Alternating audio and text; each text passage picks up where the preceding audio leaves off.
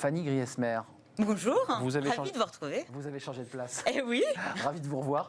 Un petit mot, 4 saisons, c'était une manière de vous annoncer les 4 saisons Vivaldi, mais c'est intéressant, c'est la relation aux saisons, parce que vous allez nous parler de cela. Et autant qu'il fait. Et autant qu'il fait. Et alors, oui, la météo, aujourd'hui, il fait beau. Hein. Alors, aujourd'hui, dans le nord, moitié nord, moitié sud. Moitié sud, il pleut. Des nuages, quelques averses, notamment dans le sud-ouest. Ouais. Ça ira mieux demain, non, pas forcément. Enfin, la fin de la semaine. Un petit point météo à l'intérieur de Smart Job, pourquoi pas.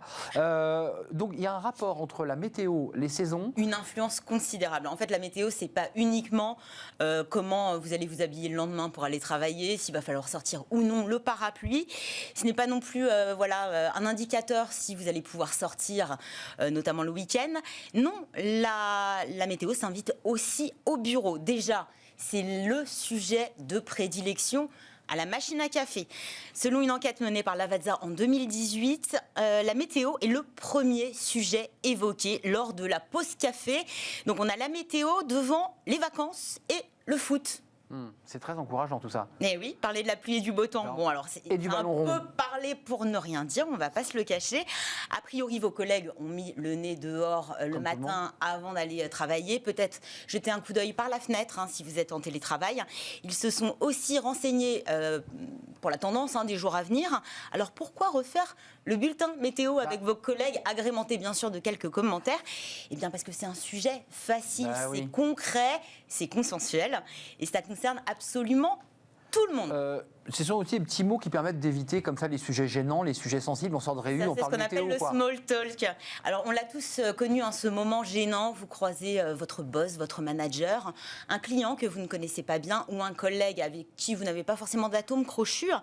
Alors le sujet météo, c'est un sujet banal, oui, un petit peu plat, je vous le concède, mais c'est le sujet parfait pour entamer une conversation, rompre la glace et briser la glace plutôt et rompre n'importe quel silence qui s'éternise sans risquer le moindre faux pas. Ça peut être aussi un tremplin idéal comme ça. Voilà, vous amorcez sur la météo, le temps de prendre la température, et puis après vous bifurquez sur un sujet peut-être un petit peu plus personnel, une conversation plus élaborée, par exemple les vacances, sujet de sortie, et là c'est un petit peu plus intéressant. Alors, la météo influence notre manière de travailler. Ça, c'est incroyable. Alors, ce qu'on sait, déjà, c'est que la météo joue sur notre humeur. C'est un petit peu comme si notre météo intérieure était le reflet de la couleur du ciel. Baromètre. Météo sensible, vous connaissez peut-être le terme. Globalement, dès que vous avez un petit rayon de soleil, ça vous met en joie. Mais le soleil, s'il a une mainmise sur notre morale, on peut se dire que logiquement, il a également une influence sur notre manière de travailler. Alors, en fait, il y a assez peu d'études sur le sujet, peu d'études sérieuses et scientifiques sur les liens entre le climat et la façon dont les personnes avaient envie ou non de travailler, sur leur productivité et sur leur motivation. Et pourtant, cela n'a rien d'anodin. C'est ce qui a d'ailleurs poussé des scientifiques allemands à se pencher récemment sur la question. Une étude pour tester l'hypothèse entre la météo matinale et l'humeur, le bien-être des employés au quotidien. Alors pour la petite histoire, l'idée de cette étude serait venue lors d'une réunion matinale qui avait lieu un jour de mauvais temps. Et en fait, tout le monde parlait de la météo, tout le monde était lent, donc pas vraiment décidé à travailler. Ce qu'il en ressort, c'est que plus le temps est ensoleillé le matin, plus les employés se sentent en forme, plein d'énergie, sont satisfaits de leur travail. Et à l'inverse, quand le temps est maussade, c'est plus de fatigue et aussi plus de frustration en fin de journée.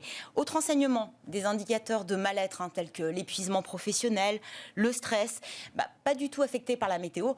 Globalement, pour faire simple, si vous êtes au bout du rouleau et que vous êtes très stressé, c'est pas le petit rayon de soleil qui va vous aider à aller mieux.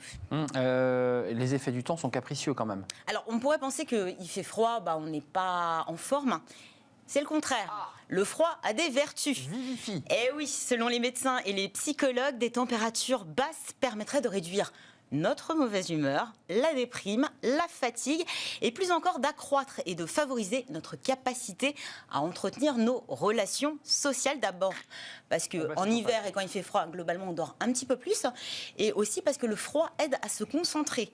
D'ailleurs, aux États-Unis, de nombreux chefs d'entreprise se sont inspirés de ces résultats et ont une nouvelle lubie. Ils essayent de programmer et de trouver la température idéale pour bien faire travailler Leurs employés. Température estimée à 20 degrés quand il y a des bureaux où les employés sont sédentaires, ne bougent pas, sont derrière l'écran de leur ordinateur, sont coupés des autres aussi. 17 degrés dans les salles de réunion où là il y a un petit peu plus de monde et puis on a tendance à s'échauffer, surtout s'il y a des débats. À l'inverse, la chaleur. La chaleur et l'après-repas chaleur. Et on pourrait penser que c'est un gage d'harmonie, de bien-être et de générosité. Eh bien, pas du tout. Ramolli là. Par forte chaleur, notre cerveau a tendance à fonctionner au ralenti, ce qui nous rendrait non seulement moins efficaces, plus fatigués, plus nerveux, voire même méchants. Et oui, une altération de l'humeur qui est liée, selon certains médecins, à la déshydratation. Ils ont en fait observé des personnes qui ont l'habitude de travailler à l'extérieur, comme des cantonniers, des agriculteurs, des personnes qui travaillent dans le bâtiment. Et en fait, ils se sont aperçus qu'ils étaient plus irritables et qu'il y avait davantage d'accrochages verbaux en ces périodes-là. Phénomène également observé sur les vendeurs. Donc pour faire simple, température excessive, ça nous énerve, ça nous coupe tous les élans qu'on peut avoir pour aller vers l'autre. Donc l'idéal, c'est un petit peu d'avoir un temps froid et bien ensoleillé. Sinon, du soleil et une climatisation plutôt savamment réglée. Donc vous bossez à la montagne, là vous êtes sûr d'être à peu près bien. Par contre, c'est compliqué de travailler sur... Après, sur l'envie de travailler, c'est un petit peu paradoxal. Il fait beau. Vous dites, j'ai envie de me prélasser au soleil, mais il fait beau, j'ai aussi plus de tonus, je suis plus à même de produire. Ça donne la pêche, c'est le cas d'aujourd'hui. Il y avait un beau soleil dans Paris. On fera un petit point météo demain avec vous, Fanny. Bien sûr, avec plaisir. On a fait les 4 saisons. En tout cas, on fait une courte pause. On s'intéresse dans notre débat au revenu universel. Alors, il a plein de noms. Revenu de base, revenu universel. Il y a autant de noms d'ailleurs presque de partis politiques. Chacun s'est emparé de ce sujet à l'aune de cette crise Covid. Mais le sujet, évidemment, a démarré il y a déjà quelques années, pour ne pas dire quelques décennies. Revenu universel, pour qui, combien? On fait le point avec nos invités. On fait une pause. Revenez avec nous juste après.